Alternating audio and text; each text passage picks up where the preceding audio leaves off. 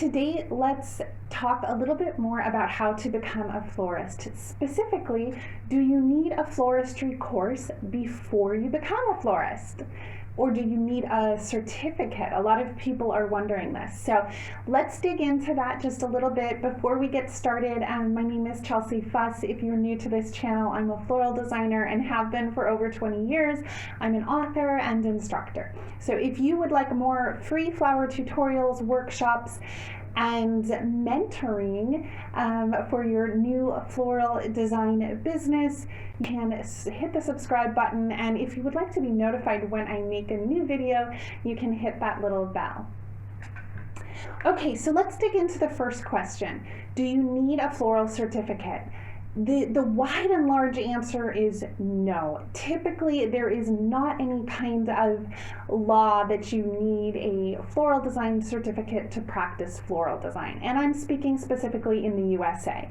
Okay, I have heard on occasion of certain states that may have some kind of requirement, but unless you're starting your own business, that's when you set up your business license and all of that paperwork, and I've never had anybody ask me for a floral design certificate. That said, engaging in coursework, whether it's with a floral designer you like or through a more traditional path with an accredited degree and an accredited association, either way, those are options, okay? So it will depend on your personal preference and your personal goals and your floral design style, okay? So typically the accredited flower schools and the associations you can join as a professional are a little bit more traditional in their style, and that may really appeal to you. Typically they're using floral foam and wire and approaching things from a very traditional floristry viewpoint, okay? And that is one option. I took some traditional floristry classes in university. I didn't do an official program, but I did take some classes because I just wanted to understand that point of view. And at the time, there wasn't a lot available to me locally. So I thought, well, I'm just going to explore that, even if I don't really like their style. So that's always an option, okay? But you don't have to have an accredited degree, and you do not have to study traditional floral design, all right? So take that off your plate. You don't have to do that. What I recommend is finding a floral designer you really like and trying to work with them through their flower school, their workshops, their courses, their books. There are a lot of floral designers out there, and a lot in the USA and UK, okay? So find one that you really like and buy their book, buy their courses. I do recommend that you take a look at a few different designers and pick up tips from different designers. So I always would just go to the library and get a stack of flower arranging books and learn from as many designers as I could, because while there are some hard and fast rules in floral design, once you get beyond the basics, every floral designer is going to have their own spin. And here's something, every floral designer works differently. So when it comes to getting like a certification or completing a flower school, sometimes when floral designers hire out for their shops or for helps with events, they actually want to be able to train florists in their own style. So I've worked with a lot of different floral designers, and I will tell you that every designer has a very specific way of making arrangements, and I have my own, and I always like to train my assistants in my style of floral design, okay, and in my methods and my techniques. So every designer is going to have a little bit of a different method, so you need to know that. And So one thing is that can kind of burn you, like going back to the first question, if you do go through that very accredited route, that very traditional route, then you need to look for a job in shops that have that same look and that same approach, okay? Because I know for me, I really like to get assistants who have a little bit of knowledge. I love to hire people who know flowers because it's really challenging to try to teach people names of flowers on the spot. So, you know, that's where a flower program can really come in handy because they're going to teach you flower ID. And some of those basics are just really great to have in an employee.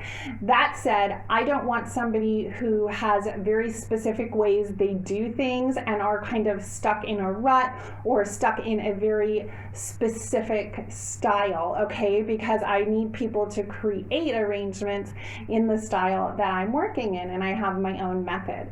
So you really need to keep that in mind. And so I do recommend working with a few different florists.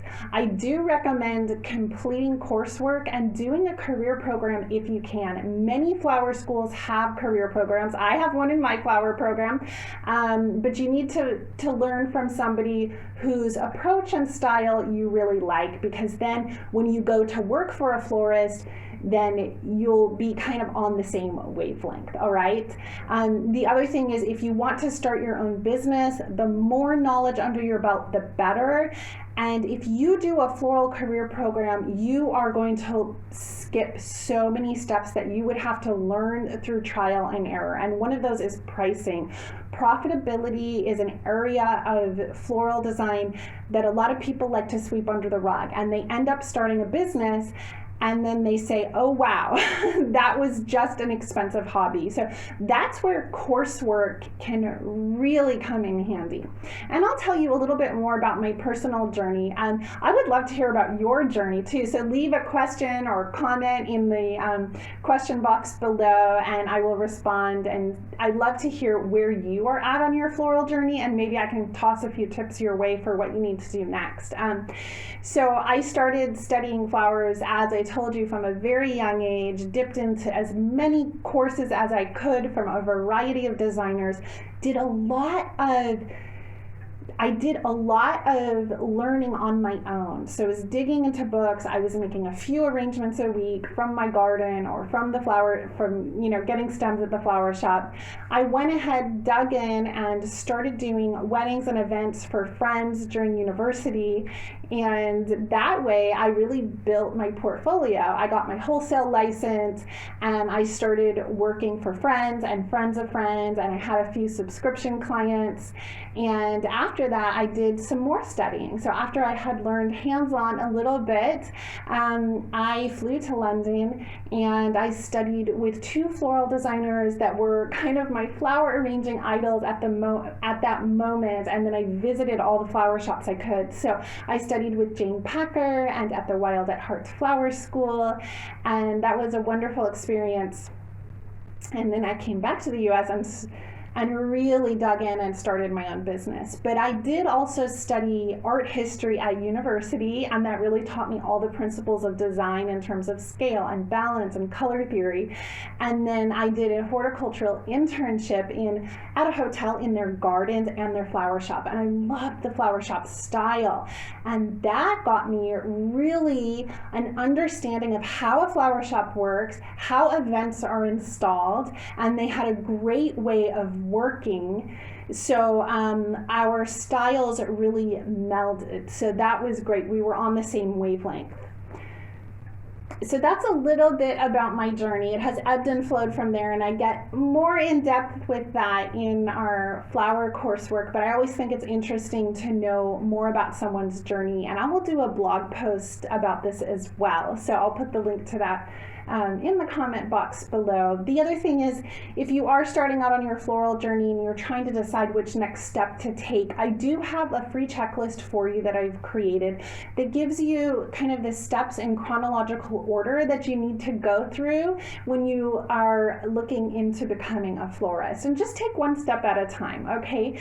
It's great if you can just do this on the side as you're starting out. Maybe you have a 9-to-5 job, you can make an arrangement every weekend and start following this checklist to get you on your way. So if you have any questions, leave a question in the box below, and I'll leave the link for the checklist in the description box below. So I'll see you in the next video.